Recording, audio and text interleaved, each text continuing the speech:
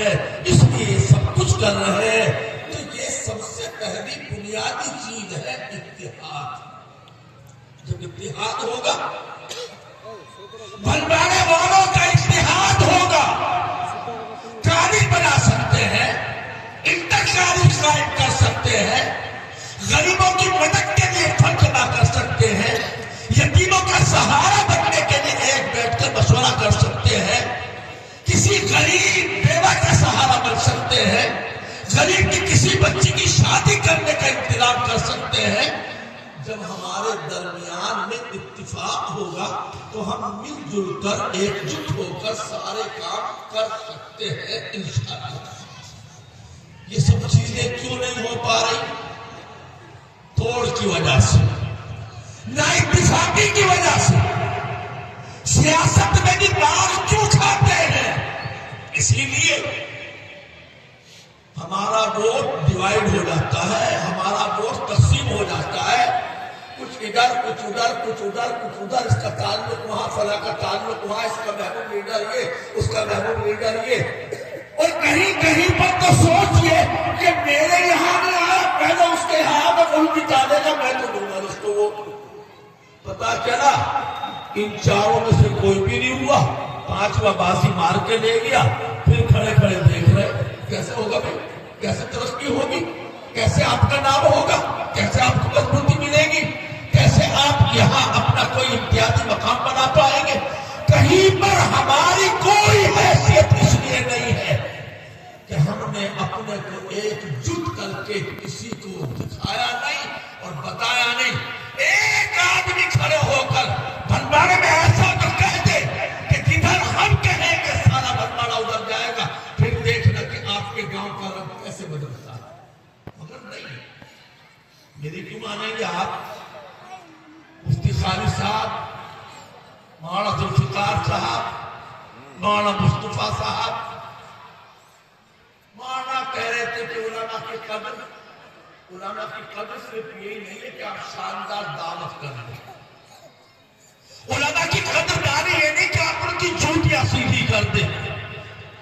असल उलमाए दीन की कदर ये है, कुरान हदीस की रोशनी में जो दीन की बात वो बता दे, बस उसको मजबूती के साथ गांठ लगाकर पल्ले बांध लिया जाए, उसको दिल में उतार लिया जाए, उसको अमली जामा पहनाने का मुकम्मल अज़्म कर लिया जाए, मजबूत इरादा कर लिया जाए।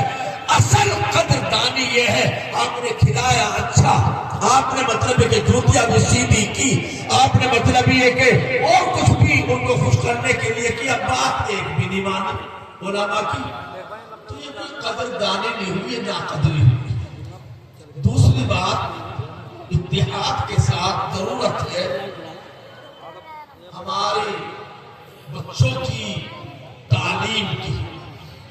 तालीम दीनी भी हो और तालीम असली भी हो, हिंदी भी हो, इंग्लिश भी हो, मैथ भी हो।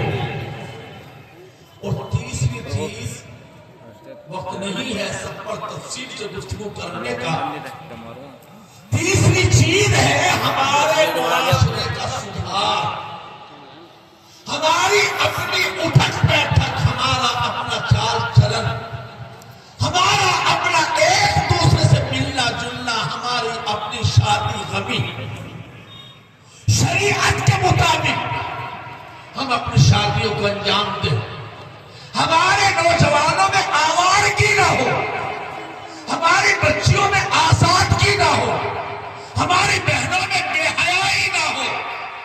इसके लिए प्रोग्राम चलाया जाए, इसके लिए लोगों को बेदार किया जाए, इस माशरे की इस्लाह पर लोगों को इकट्ठा किया जाए, तय किया जाए आज के बाद भंडारे में किसी शादी में कोई पटाखा नहीं पटकेगा। तय किया जाए आज के बाद भंडारे में जो निकाह होगा वो मस्जिद में होगा, अल्लाह के घर में होगा। तय किया जाए आज के बाद खाना कोई खड़े होकर जानवरों की तरह नहीं खाएगा, बैठ करके खाएंगे। तय किया जाए कि आज के बाद 30-40 आदमी सगाई लेने, लुकाई लेने, चिट्ठी लेने नहीं जाएंगे।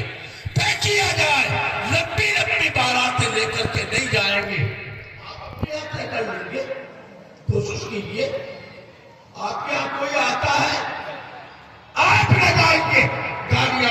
आकर चिट्ठी देने के लिए। आपके यहां लंबी बारात आती है, आप ले जाइए कई बारात लेकर। दुनिया में कहीं निकाह होते हैं, आप न कराइए अपने बच्चों का निकाह मस्जिद से अलग। दुनिया किस तरह खाती है, सोते वाले कैसे खाते हैं, आप न जाइए इस पर। आप भंडारे को मिसाल बनाइए, भंडारे को नमूना बनाइए, भंडारे को एक मॉडल बनाइए, भंडारे से अपराधी को पैगाम दीजिए, ऐसा कीजिए लोग आपसे आप मिलाते हुए शर्माने लगे। मुझे उम्मीद है ये सर बता रहे हैं, ये जलसा बता रहा है, ये आपकी दिलचस्पी बता रही है, ये हमारे उलमा का इत्तिफाक बता रहा है कि इंशाअल्लाह भंडारे से अगर आवाज उठेगी तो वो आवाज नगले तक की पहुंचेगी, जोकर में जाएगी। सोनता भी उस आवाज को सुनेगा तो इंशाअल्लाह शर्माएगा, कहीं ना कहीं से तो इब्तिदा होगी। ये 3 काम करो, इत्तेहाद, तालीम और अपना सुधार, फिर देखो इंशाअल्लाह कैसे आप रंग बदलते हैं, कितनी अच्छी छवि बनकर आपकी दुनिया के सामने आती है। वक्त चूंकि ज्यादा नहीं है, दस्तार भी है, कारी हाशिम समीर साहब का तराना भी है।